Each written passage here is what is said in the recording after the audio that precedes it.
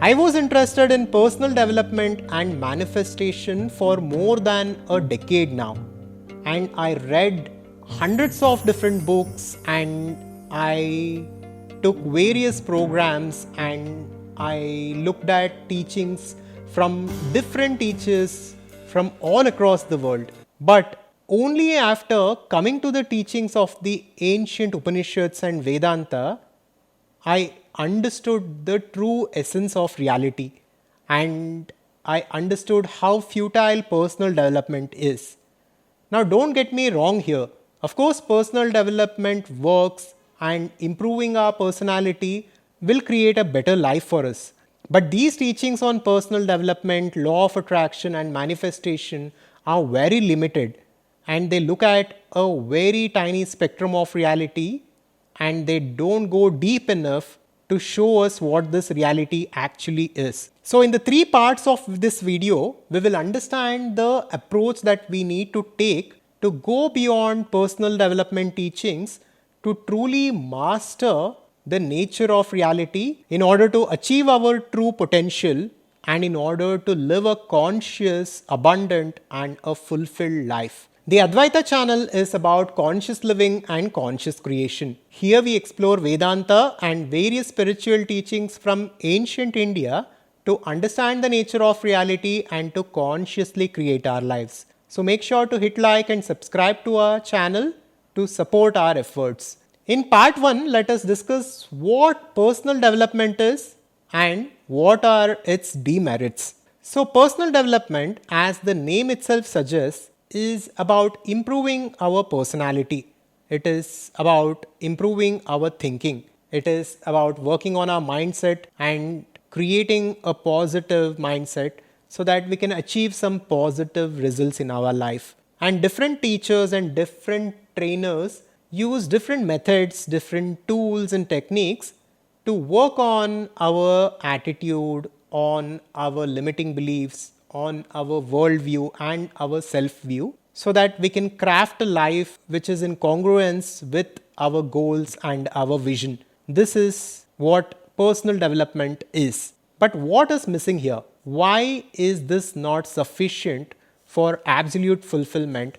And why does this not work for everyone? This is what we will look at now. Now, personal development programs and teachers make use of a very simple principle, which is the personality creates the personal reality. However we think, however we feel, and the type of belief systems, the type of worldview and self-view we hold at the deepest level, such a kind of a life we live. And such a kind of a life we manifest for ourselves. And this is the fundamental essence of manifestation, law of attraction teachings, and personal development. But this teaching by itself is extremely limited. This teaching does not go into the spiritual reality. They don't even talk about the nature of reality and the nature of self. And these teachings mostly focus on superficial goals and materialistic attainments. Not that there is anything wrong with it, but only by understanding the true nature of reality and the true nature of self can we actually live an absolutely fulfilled life.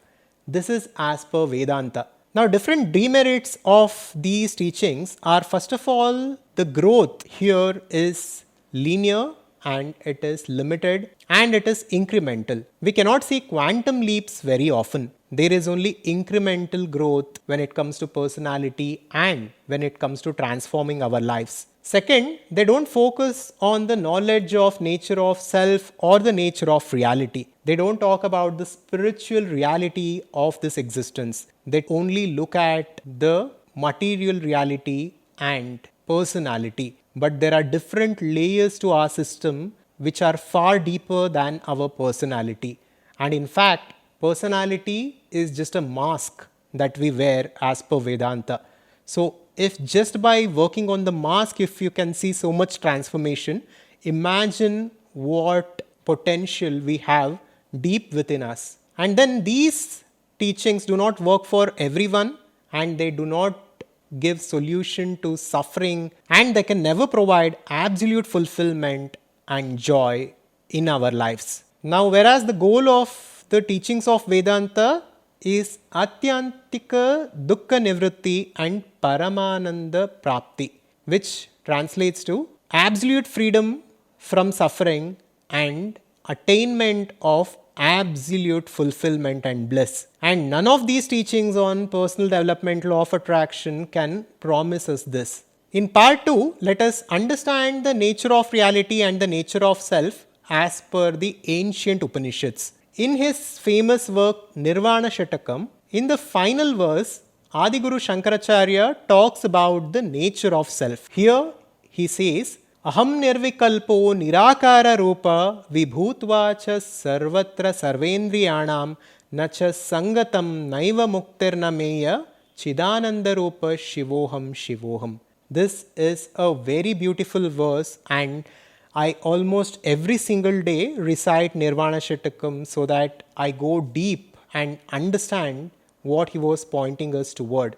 In this verse, Shankaracharya tells us that which is me, that which is truly me, is nirvikalpa. It is without any modifications, and it is nirakara, it is formless. And vibhutva cha sarvatra sarvendriyanam means it is all pervading and it is infinite and it empowers the senses. And later on he goes on to say, Nacha sangatam naiva muktir na meya. I am not attached to anything, but nothing is free from me, and that which is truly me is boundless and it is limitless. Chidananda Rupa Shivoham Shivoham.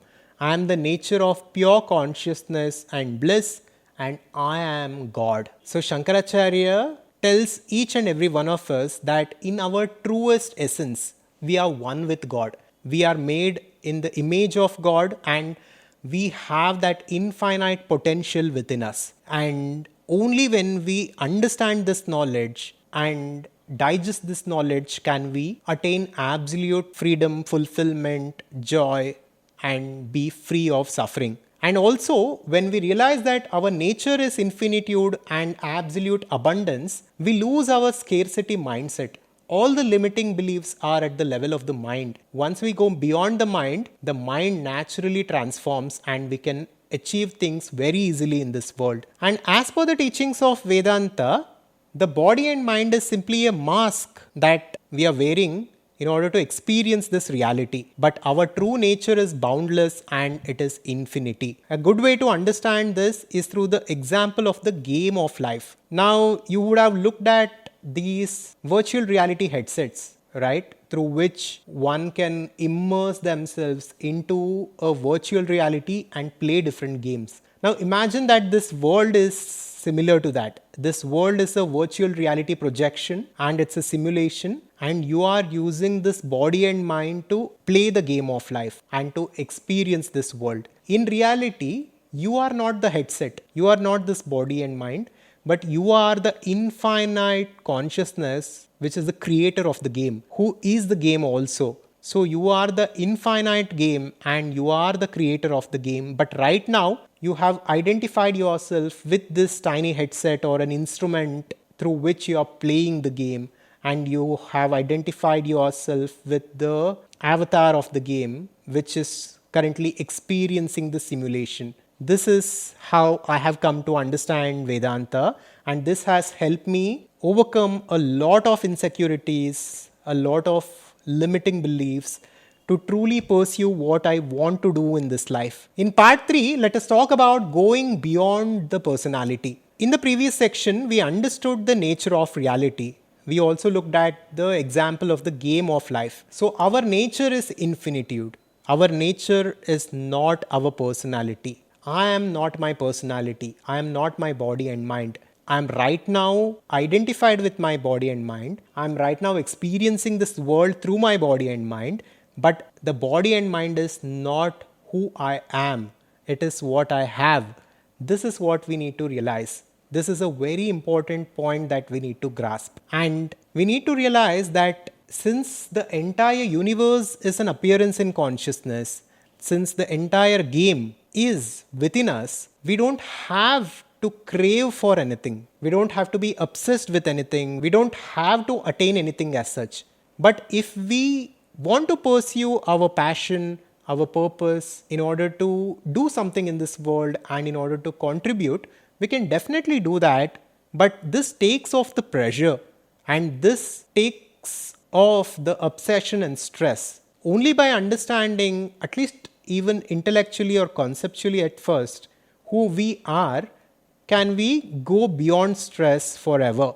Like how we looked at the example of the game of life. Now imagine that you are actually playing this game and you are wearing this virtual reality headset and you are immersed in a simulation. Now within the simulation, you have become so involved that you think that you are that character of the game who is playing the game. And whatever happens to that character, you are physically feeling the pain and you are suffering. If the character loses a point, you are stressed. If that character wins and levels up, you are happy. It is because of your identification with the character. But once the game is over, nothing is truly over. You just remove the headset and go on with your life because you were never the character. This is how we need to understand the reality. All our limitations are because of our identifications with this limited identity. Once we identify ourselves with infinity, we experience abundance and we experience bliss. And this is what the ancient Upanishads point us toward. And one of the best tools to actually start living this is meditation. And I strongly recommend to each and every one of you, keep 5 to 15 minutes a day for meditation. This does not have to be a intense, complicated process. Just sit by yourself, close your eyes and witness your breathing for 5 minutes to 15 minutes, for however long you are comfortable. Slowly, we will begin to create a gap between our thought process and who we truly are. And slowly, the knowledge of these Upanishads will become more and more obvious to us.